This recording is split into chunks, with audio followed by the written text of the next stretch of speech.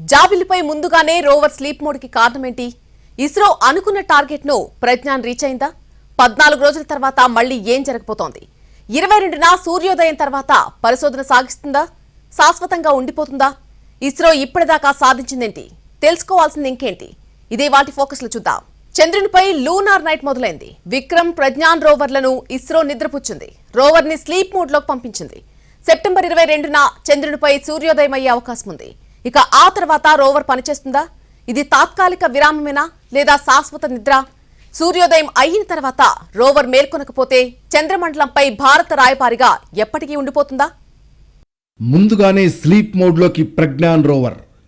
ISRO target reach అయిందా? 14 రోజుల తర్వాత రోవర్ మేల్కొంటుందా?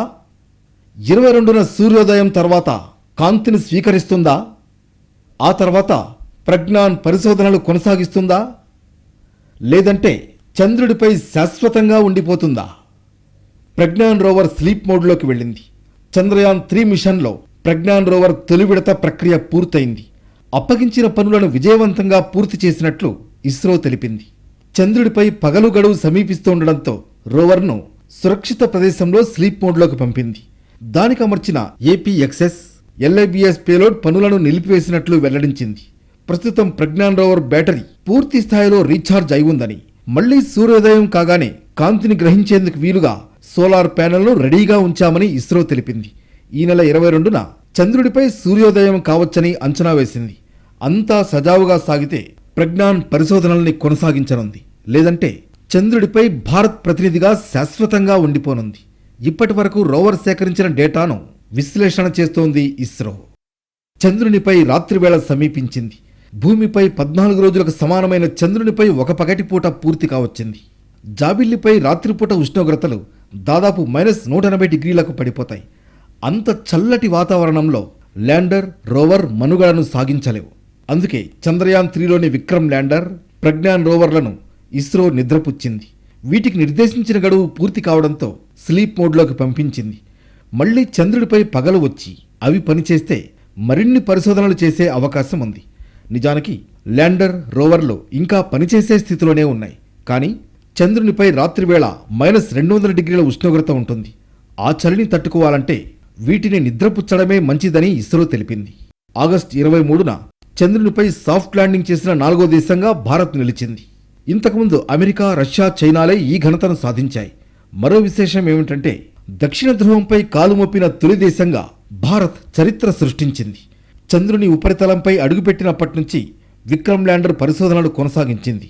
చంద్రయాన్ 3 రోవర్ ప్రజ్ఞాన్ అరుదైన ఘనత సాధించింది. ఇప్పటి వరకు చంద్రునిపై 100 మీటర్ల వరకు ప్రయాణం చేసింది. Pragyan rover century not out. ఇప్పటి వరకు 100 మీటర్లు ప్రయాణించిందని ఇస్రో ట్వీట్ చేసింది. ఇప్పటిదాకా అవి అక్కడ చంద్రుని ఉష్ణోగ్రత వివరాలని భూమికి పంపించాయి. అంతేకాదు సల్ఫర్, ఆక్సిజన్, ఇనుము, క్రోమియం, సిలికాన్ వంటి మూలకాల ఉనికిని సైతం చంద్రయాన్ 3 కనుగొంది. ఆ తర్వాత హైడ్రోజన్, హీలియం నిల్వల వేట కొనసాగింది. రోవర్లో alpha particle x-ray spectrometer, laser ప్రేరిత బ్రేక్డౌన్ స్పెక్ట్రోస్కోప్ అనే 2 పేలోడ్లు ఉన్నాయి. ల్యాండర్ ద్వారా భూమికి డేటాను పంపే పేలోడ్లు ఆఫ్ అయ్యాయి. విలువైన శాస్త్రీయ సమాచారాన్ని సేకరించేందుకు ప్రజ్ఞాన్ రోవర్, విక్రమ్ ల్యాండర్ కలిసి పనిచేస్తున్నాయి. ఏపీఎక్స్ఎస్, ఎల్ఐబిఎస్ పేలోడ్లు చంద్రునిపై సల్ఫర్, ఇనుము, ఆక్సిజన్, ఇతర మూలకాల ఉనికిని నిర్ధారించాయి. ఇస్రోకు అవసరమైన డేటాను అందజేసిన ప్రజ్ఞాన్ రోవర్ ఇక చంద్రుడిపై చీకటి రాత్రులు ఎదుర్కొంటోంది. లూనార్ నైట్స్ ప్రారంభమయ్యాయి. 14 రోజుల పాటు చంద్రుడిని చీకటి కమ్మేసి ఉంటుంది. ఆ సమయంలో ఏర్పడే వాతావరణాన్ని తట్టుకునేలా ప్రజ్ఞాన్ రోవర్ను తీర్చిదిద్దలేదు. చంద్రుడు ఒకసారి భూమి చుట్టూ తిరిగి రావడానికి 28 రోజుల సమయం పడుతుంది. ఇందులో 14 రోజులు సూర్యుడి వెలుగులో, మరో 14 రోజులు చీకట్లో ఉంటుంది చందమామ. చీకటి రోజులు ఆరంభమైనప్పుడు చంద్రుడి ఉపరితలంపై తీవ్రమైన చలి మొదలవుతుంది. ఈ 14 రోజుల పాటు చంద్రుడి దక్షిణ ధ్రువంపై నమోదయ్యే ఉష్ణోగ్రత -230 డిగ్రీలు. చంద్రుడి ఈక్వెటర్ దగ్గర చలి తీవ్రత కొద్దిగా తక్కువగా ఉంటుంది. ఈక్వెటర్ సమీపంలో -208 డిగ్రీల టెంపరేచర్ రికార్డ్ అవుతుంది. గడ్డ కట్టించే తీవ్రమైన చలిని తట్టుకుని నిలిచే శక్తి ప్రజ్ఞాన్ రోవర్కు లేదు. 14 రోజుల కాలం గడిచిపోయి మళ్లీ సాధారణ పరిస్థితులు నెలకొనే సమయానికి ఈ రోవర్ మనుగడ కొనసాగించగలుగుతుందా లేదా అనేది సవాల్గా మారింది. సూర్యుడు అస్తమించాక అక్కడ మొత్తం కారు చీకట్లు కమ్ముకుంటాయి. ఉష్ణోగ్రతలు కూడా -180 డిగ్రీలకు పడిపోవడంతో ఈ ప్రభావం ల్యాండర్ రోవర్లపైన ఉంటుంది. ఈ రెండూ మంచులో గడ్డకట్టుకుపోతాయి. మళ్లీ తిరిగి 14 రోజుల తర్వాతే చంద్రుడిపై సూర్యుడి కిరణాలు ప్రసరిస్తాయి. అప్పటికే గడ్డకట్టుకుపోయి మంచులో కూరుకుపోయిన ల్యాండర్ రోవర్ తిరిగి పనిచేయడం ప్రారంభిస్తే అద్భుతమే అవుతుంది. ల్యాండర్ రోవర్ల మీద విద్యుత్ పడి వాటిలో బ్యాటరీలు ఛార్జ్ అయ్యి పనిచేసినా ఆశ్చర్యపోనక్కర్లేదు. అలాంటి పరిస్థితుల్లో కేవలం రోవర్ మాత్రమే పునరుజ్జీవమై ల్యాండర్ పనిచేయకపోయినా ఉపయోగం ఉండదు. ఎందుకంటే రోవర్ కేవలం ల్యాండర్తో మాత్రమే సంభాషించగలదు. రోవర్ ల్యాండర్కు డేటా పంపించినా ల్యాండర్ పనిచేయకపోతే ఆ సమాచారం భూమిని చేరే అవకాశం ఉండదు. రోవర్ ఇప్పటిదాకా 100 మీటర్లు ప్రయాణం చేసింది. జాబిల్లి దక్షిణ ధృవం గుట్టు విప్పింది. స్లీప్ మోడ్లోకి వెళ్లడానికి ముందు వరకు విక్రమ్, ప్రజ్ఞాన్లు అద్భుతంగా పనిచేశాయి. 11 రోజుల ప్రయాణంలో ఎన్నో కీలక విషయాల్ని కనుగొన్నాయి. చంద్రుడిపై పలు రకాల మూలకాలున్నట్టుగా నిర్ధారించాయి. ఆగస్టు 23 నుంచి ఈ నెల 2 దాకా రోవర్ ఇంకా ఏం గుర్తించిందో ఒకసారి చూద్దాం. జూలై 14న శ్రీహరికోటలోని షార్ నుంచి చంద్రయాన్-3ని విజయవంతంగా ప్రయోగించారు. కక్ష మార్పు ప్రక్రియల్ని విజయవంతంగా నిర్వహించిన ఇస్రో ఆగస్టు 23న జాబిల్లిపై విక్రమ్ను సాఫ్ట్ ల్యాండింగ్ చేసింది. దక్షిణ ధ్రువంపై కాలు మోపిన కొన్ని గంటలకే అందులోని ప్రజ్ఞాన్ రోవర్ బయటకొచ్చి పని మొదలుపెట్టేసింది. 11 రోజుల పాటు చంద్రుడి ఉపరితలాన్ని పరిశోధించింది. ఆగస్టు 23 నుంచి సెప్టెంబర్ 2 దాకా చంద్రుడిపై చక్కర్లు కొట్టింది. రోవర్ పరిశీలించిన విశ్లేషణను ఇస్రో ఎప్పటికప్పుడు విడుదల చేసింది. అక్కడ రోవర్ తీసిన చిత్రాలను షేర్ చేసింది. స్లీప్ మోడ్లోకి వెళ్లే వరకు రోవర్ 100 మీటర్లకు పైగా ప్రయాణించింది. ఈ క్రమంలో sulphur, aluminium, titanium, chromium, calcium, manganese, silicon, ఇనుము వంటివి ఉన్నట్లు కనిపెట్టింది. అన్నింటికంటే ముఖ్యమైన ఆక్సిజన్ ఆనవాళ్లు కూడా ఉన్నాయని బయటపెట్టింది. వీటి ఆధారంగా చంద్రుడిపై ఉన్న ఖనిజ వనరుల వివరాలు, జీవం ఉనికికి అవకాశాలు, విశ్వం ఆవిర్భావం అంశాలను తెలుసుకోవడానికి వీలు పడుతుంది. కొన్ని సవాళ్లు ఎదురైనా చంద్రయాన్-3 ఎవరూ చూడని జాబిల్లి దక్షిణ ధ్రువం గుట్టు విప్పింది. చంద్రుడి ఉపరితలంపై ఉష్ణోగ్రతల మార్పుల వివరాలను రోవర్ భూమిపైకి పంపింది. చందమామపై 70 డిగ్రీల టెంపరేచర్ ఉంటుందని తెలిపింది. ఆగస్టు 28న తన ప్రయాణానికి 4 మీటర్ల లోతున్న గొయ్యి అడ్డు రావడంతో రోవర్ మార్గం మార్చింది. అదే నెల 29న రోవర్కు ఉన్న లేజర్ ఇండ్యూస్డ్ బ్రేక్డౌన్ స్పెక్ట్రోస్కోప్ పరికరం చంద్రుడి దక్షిణ ధ్రువ ప్రాంతంలో సల్ఫర్ని కనుగొంది. దీంతో పాటు aluminium, calcium, iron, chromium, titanium, silicon, ఆక్సిజన్ల ఉనికిని నిర్ధారించింది. 30న ప్రజ్ఞాన్ తన కెమెరాను విక్రమ్ ల్యాండర్ వైపు తిప్పి దాని ఫోటో తీసింది. దీన్ని స్మైల్ ప్లీజ్ అనే క్యాప్షన్తో ఇస్రో పోస్ట్ చేసింది. ల్యాండింగ్ అయిన 2 రోజుల తర్వాత సెకన్కు 1 సెంటీమీటర్ వేగంతో ప్రయాణించిన ప్రజ్ఞాన్ రోవర్ సెంచరీ కొట్టింది. శివశక్తి పాయింట్ నుంచి ఈ నెల 2 వరకు రోవర్ మొత్తం 100 మీటర్ల ప్రయాణం పూర్తి చేసింది. చంద్రుని ఉపరితలంపై సల్ఫర్ వివరాలు తెలుసుకోవడం చాలా ముఖ్యం. ఖనిజం లోపల లేకుంటే సల్ఫర్ అస్థిర మూలకమే, అంటే అది క్రిస్టల్లో భాగం కాకపోతే ఉపరితలంపై చాలా చల్లగా ఉంటుంది. చంద్ర రహస్యాల అన్వేషణలో రోవర్ చాలా దూరం ప్రయాణించింది. చంద్రునిపై అక్కడక్కడా ఉన్న గుంతల కారణంగా రోవర్ మార్గం మార్చుకోవాల్సిన పరిస్థితి వచ్చింది. విక్రమ్ ల్యాండర్లోని చాస్టే పరికరం నుంచి చంద్రుని ఉపరితలం, అంతేకాకుండా 10 సెంటీమీటర్ల లోతు వరకు గల ఉష్ణోగ్రతపై మొదటి డేటాను అందించింది. చాస్టే అంటే చంద్రుని ఉపరితలంపై థర్మోఫిజికల్ ప్రయోగం. 10 టెంపరేచర్ సెన్సర్లను అమర్చారు. ఇది కొంత డేటాను పంపించింది. చంద్రుని ఉపరితలం దిగువ ఉష్ణోగ్రతల్లో తీవ్ర వ్యత్యాసం ఉన్నట్లు కనుగొంది. చంద్రుడి ఉపరితలంపై ఉష్ణోగ్రత దాదాపు 60 డిగ్రీల సెల్సియస్ ఉంది. అదే సమయంలో ఉపరితలం కింద టెంపరేచర్ తీవ్రంగా పడిపోయింది. చంద్రుడి ఉపరితలం కింద 3 అంగుళాల లోతులో -10 డిగ్రీలకు ఉష్ణోగ్రత పడిపోయింది. చంద్రుడిపై ఉష్ణోగ్రత హెచ్చుతగ్గులు ఇస్రో సైంటిస్టుల్నే ఆశ్చర్యపరిచాయి. చంద్రుని మధ్యరేఖ సమీపంలో పగటి ఉష్ణోగ్రతలు 120 సెల్సియస్ స్థాయికి చేరుకుంటాయని, రాత్రి ఉష్ణోగ్రతలు -130 డిగ్రీల సెల్సియస్కు పడిపోతాయని నాసా అంచనా. అంతేకాదు, చంద్రుని ధ్రువాలు మరింత చల్లగా ఉంటాయి. ఉత్తర ధ్రువానికి సమీపంలో ఉన్న ఒక బిలంలో -250 సెల్సియస్ ఉష్ణోగ్రత నమోదైంది. ఇది మొత్తం సౌర వ్యవస్థలో అత్యంత శీతల ఉష్ణోగ్రతగా భావిస్తారు. ఉష్ణోగ్రతల్లో మార్పులు మూలకాలే కాదు, చందమామపై ల్యాండర్, రోవర్ మరిన్ని శాస్త్రీయ పరిశోధనలు చేశాయి. రోవర్ చంద్రుడి ఉపరితలంపై మట్టి స్వభావాన్ని విశ్లేషించింది. చంద్రుడిపై ఉన్న దుమ్ము, ధూళి, రాళ్లలోని రసాయనిక సమ్మేళనాలను గుర్తించింది. చందమామ ఉపరితల వాతావరణం, ఉపరితలం లోపలి పరిస్థితుల గురించి సమాచారం ఇచ్చింది.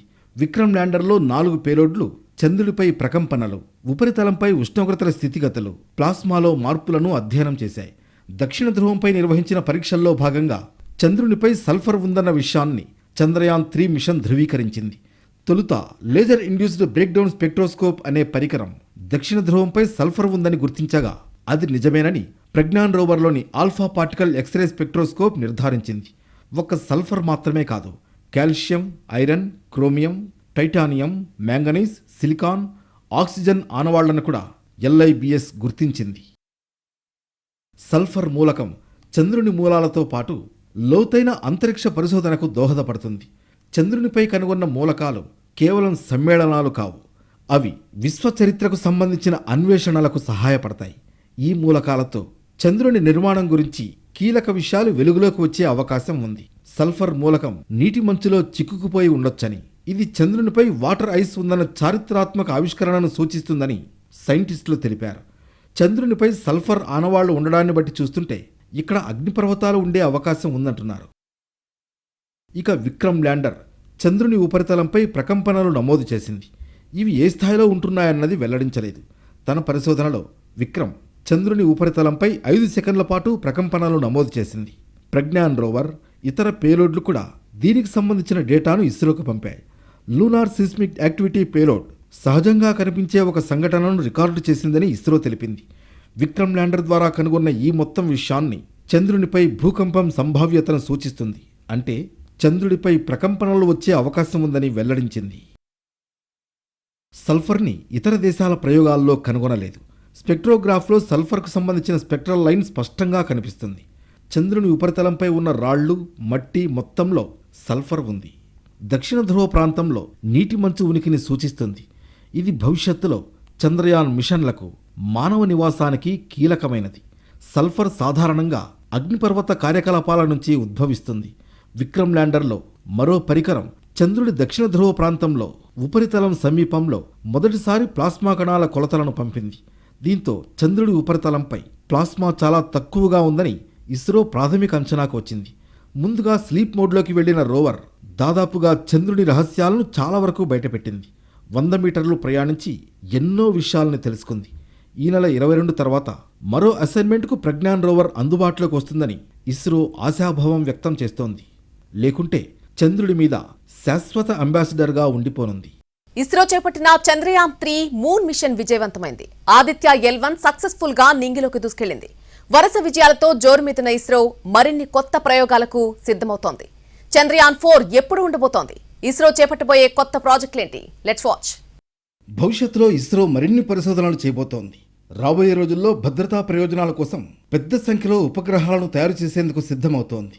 వాతావరణ పరిశీలన ఉపగ్రహం ఇన్సాట్ 3DS ప్రయోగానికి సిద్ధంగా ఉంది. తొలి మానవ సహిత మిషన్ గగన్యాన్కు ప్లాన్ చేస్తోంది. ఇప్పటికే చంద్రయాన్-3ని విజయవంతం చేసింది. చంద్రుని రహస్యాలని ఛేదించింది. రోవర్ తొలి విడత ప్రక్రియని విజయవంతంగా పూర్తి చేసింది.